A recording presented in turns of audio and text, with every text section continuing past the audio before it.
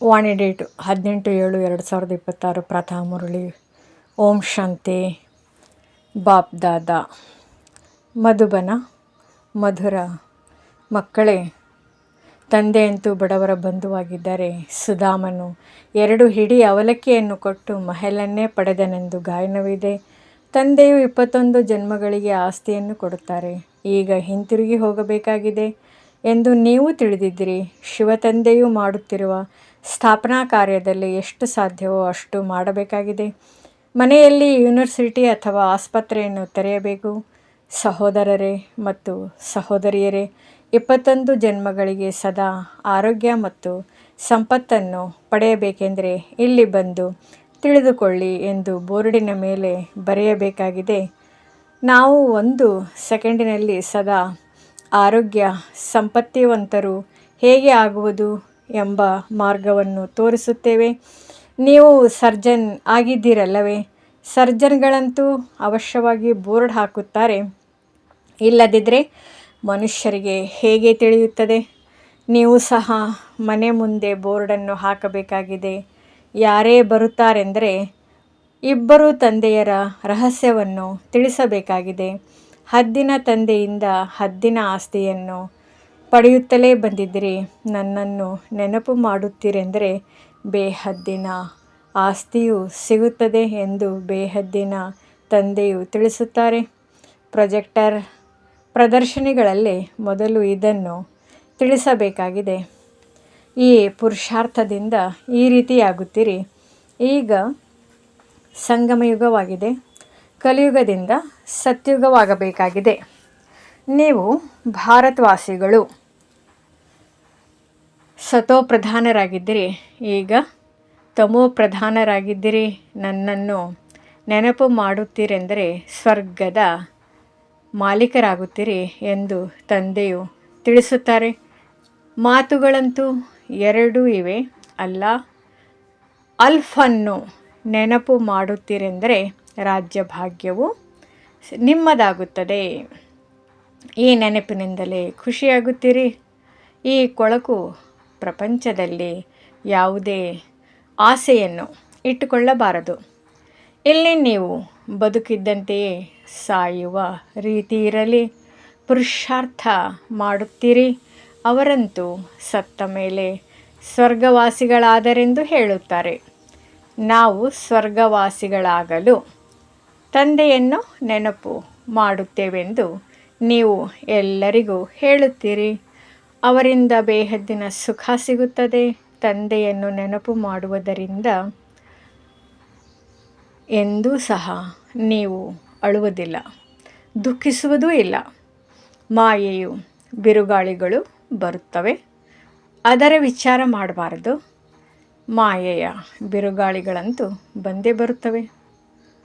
ಇದು ಯುದ್ಧವಾಗಿದೆ. ಸಂಕಲ್ಪ ವಿಕಲ್ಪಗಳು ಬರುತ್ತವೆ. ಅಂದಮೇಲೆ ಸಮಯವು ವ್ಯರ್ಥವಾಗಿ ಹೋಗುತ್ತದೆ. ಬಿರುಗಾಳಿ ಬಂದರೆ ಸದಾ ಇರಲು ಸಾಧ್ಯವೇ?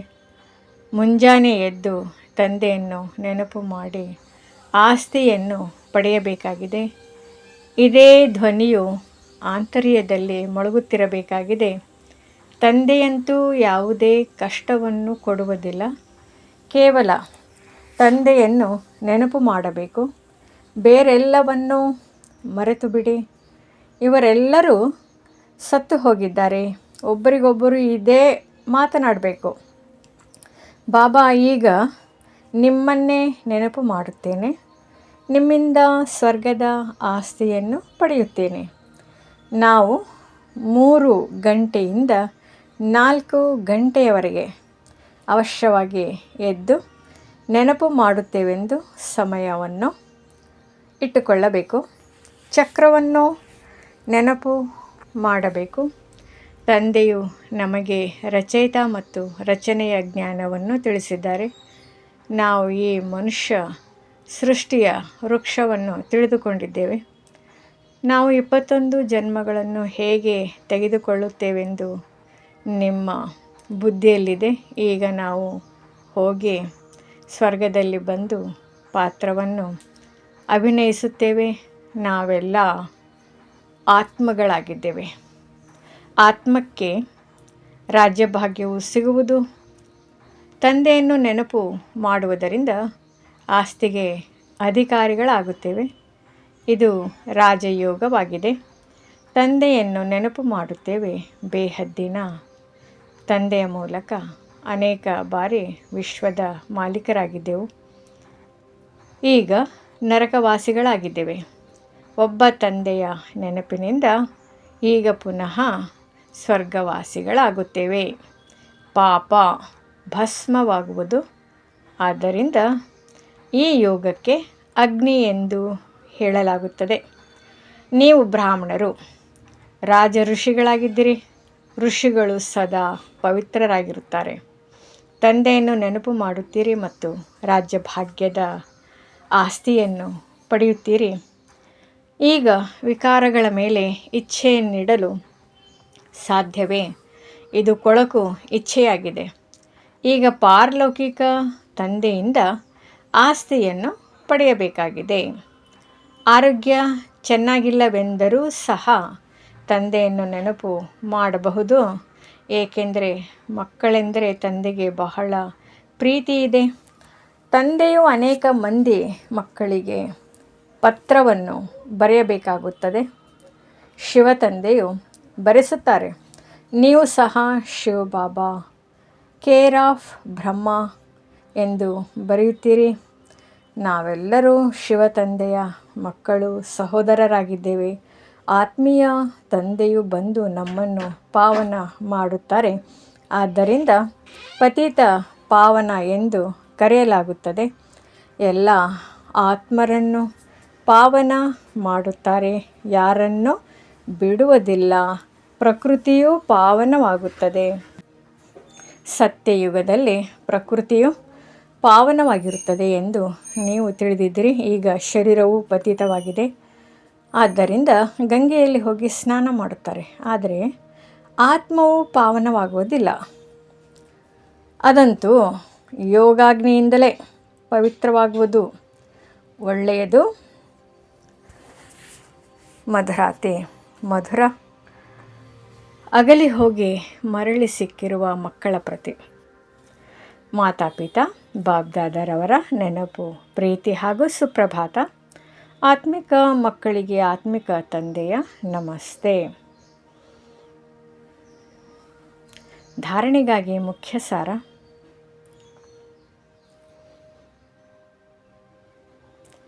ಈ ಕಲಿಯುಗ ಪ್ರಪಂಚದಲ್ಲಿ ಯಾವುದೇ ಉಲ್ಟಾ ಆಸೆಯನ್ನು ಇಟ್ಟುಕೊಳ್ಳಬಾರದು. ಸಂಪೂರ್ಣ ಸತೋಪ್ರಧಾನರಾಗಲು ಈಶ್ವರಿಯ ಮತದಂತೆ ನಡೆಯಬೇಕಾಗಿದೆ. ಪಾವನರಾಗಿ ಹಿಂತಿರುಗಿ ಹೋಗಬೇಕೆಂಬ ಆಸೆಯನ್ನೇ ಇಟ್ಟುಕೊಳ್ಳಬೇಕಾಗಿದೆ.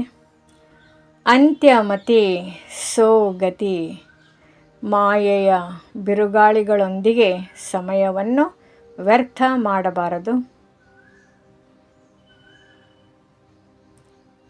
ವರದಾನ: ಸದಾ ಶಕ್ತಿಶಾಲಿ ವೃತ್ತಿಯ ಮೂಲಕ ಬೇಹದ್ದಿನ ಸೇವೆಯಲ್ಲಿ ತತ್ಪರರಾಗಿರುವಂತಹ ಅಲ್ಪಕಾಲದ ವಿನಾಶಿ ಮಾತುಗಳಿಂದ ಮುಕ್ತ ಭವ.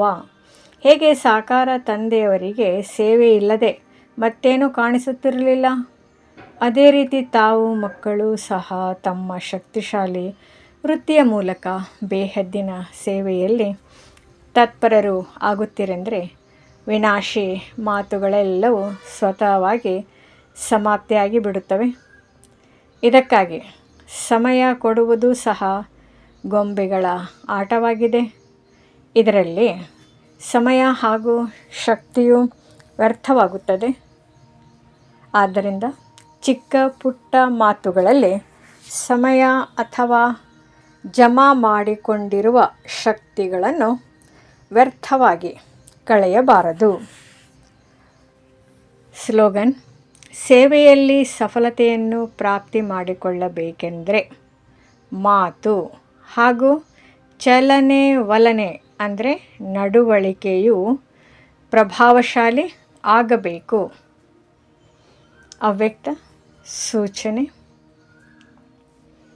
ಜ್ವಾಲಾ ಸ್ವರೂಪ ಸ್ಥಿತಿಯಲ್ಲಿರುತ್ತಾ ಶಕ್ತಿಶಾಲಿ ನೆನಪಿನ ಅನುಭವ ಮಾಡಿ. ಸಮಯ ಪ್ರಮಾಣ ಈಗ ಸರ್ವ ಬ್ರಾಹ್ಮಣ ಆತ್ಮರನ್ನು ಸಮೀಪ ತರುತ್ತಾ ಜ್ವಾಲಾ ಸ್ವರೂಪದ ವಾಯುಮಂಡಲ ಮಾಡುವಂತಹ ಸೇವೆಯನ್ನು ಮಾಡಿರಿ. ಅದಕ್ಕೆ ಭಟ್ಟಿಗಳನ್ನು ಇಡಿ ಅಥವಾ ಪರಸ್ಪರದಲ್ಲಿ ಸಂಘಟಿತರಾಗಿ ವಾರ್ತಾಲಾಪ ಮಾಡಿ, ಆದರೆ ಜ್ವಾಲಾ ಸ್ವರೂಪದ ಅನುಭವ ಮಾಡಿ ಮತ್ತು ಮಾಡಿಸಿ ಈ ಸೇವೆಯಲ್ಲಿ ತೊಡಗಿ. ಆಗ ಚಿಕ್ಕ ಚಿಕ್ಕ ಮಾತುಗಳು ಪರಿವರ್ತನೆಯಾಗಿ ಬಿಡುವುದು. ಓಂ ಶಾಂತಿ. ಓಂ ನಮಃ ಶಿವಾಯ. ನಮ್ಮ ಚಾನೆಲ್ ವಿಡಿಯೋಗಳ ಹೆಚ್ಚಿನ ಮಾಹಿತಿಗಾಗಿ ಸಬ್ಸ್ಕ್ರೈಬ್ ಬಟನ್ಗೆ ಕ್ಲಿಕ್ ಮಾಡಿ ನಮ್ಮ ಚಾನೆಲ್ಗೆ ಸಬ್ಸ್ಕ್ರೈಬ್ ಮಾಡಿ. ಈ ವಿಡಿಯೋ ಇಷ್ಟವಾದಲ್ಲಿ ಲೈಕ್ ಮಾಡಿ, ಶೇರ್ ಮಾಡಿ ಹಾಗೂ ಕಮೆಂಟ್ ಮಾಡಿ. ನಮ್ಮ ಎಲ್ಲ ವಿಡಿಯೋ ನೋಟಿಫಿಕೇಷನ್ ತಮಗೆ ಪಡೆದುಕೊಳ್ಳಲು ನಮ್ಮ ಚಾನೆಲ್ಗೆ ಸಬ್ಸ್ಕ್ರೈಬ್ ಮಾಡಿ, ಲೈಕ್ ಮಾಡಿ, ಶೇರ್ ಮಾಡಿ. ಈ ವಿಡಿಯೋ ಇಷ್ಟವಾದಲ್ಲಿ ಹೆಚ್ಚಿನ ವಿಡಿಯೋಗಳ ಮಾಹಿತಿಗಾಗಿ ಸಬ್ಸ್ಕ್ರೈಬ್ ಮಾಡಿ. ತಮಗೆ ಪ್ರತಿದಿನ ಮುರಳಿ ಸಿಗ್ತಾ ಇರುವುದು